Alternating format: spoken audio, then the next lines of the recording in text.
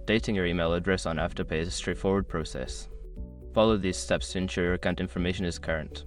Step 1. Log into your account. Visit the Afterpay website or open the Afterpay app and log in using your current email address and password. Step 2. Access account settings. Once logged in, navigate to your account settings. This is usually found in the profile or account section of the website or app. Step 3. Select email preferences.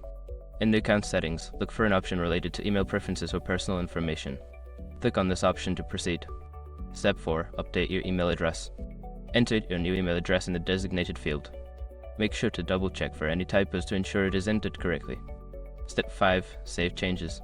After entering your new email address, look for a Save or Update button.